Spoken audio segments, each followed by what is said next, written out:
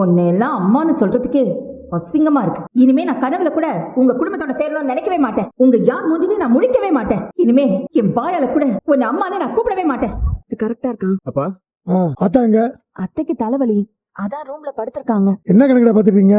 நம்ம கடையோட கணக்கு தான் பாத்துட்டு இருக்கோம். சித்தி, இந்த 2000 ரூபாவை விட்டுருக்கீங்க பாருங்க, அதை நோட் பண்ணுங்க. ஓ, அதான் கணக்கு அடிச்சுதா? ஆமா ஆமா, எவ்வளவு வந்திருக்கு பாருங்க. நல்ல வேலையா என் தம்பிக்கு ஒன்ன கட்டி வச்சோமா, இல்லன்னு வச்சுக்க அந்த பரதேசி பாண்டியா ஏதாச்சும் ஒன்னு அவன் தலையில கட்டி அங்கேயே அவனை அடிமையாக்கி வச்சிருப்பான்.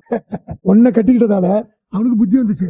இன்னைக்கு தனியா கடை வச்சுட்டால. அப்பா, சித்தி கடையில ஒரு புது டெக்னிக் யூஸ் பண்ணி வியாபாரம் பாக்குறாங்கப்பா.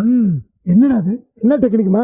வேற ஒண்ணும் இல்ல மாமா, உங்க தம்பி முகத்தை பார்த்து நிறைய பேர் கடைக்கு வராங்க. நானும் வரவங்க கிட்டலாம் இது பாண்டியன் ஸ்டோர்ஸோட பிரான்ச்னு சொல்லியிருக்கேன். ஏமா அது நம்ம ஆரம்பிச்சு வச்ச கடை, அந்த பரதேசி பைய பேர் எதுக்குமா சொல்லும்? நமக்கு பிடிக்குதோ இல்லையோ, பாண்டியன் அண்ணன் நியாயமா பிசினஸ் பண்ணுவாருன்னு நல்ல பேரு சம்பாரிச்சு வச்சிருக்காங்க. அதை யூஸ் பண்ணிக்கலாம் தான் நம்ம கடைய அவரோட பிரான்ச்னு சொல்லி வச்சிருக்கேன். ஏய், நீ எல்லாம் போய் கொடுக்க கூடாது, ஆளை போட்டு பண்ணுங்க. கெத்தா இருக்கணும் முதலாளி மாதிரி.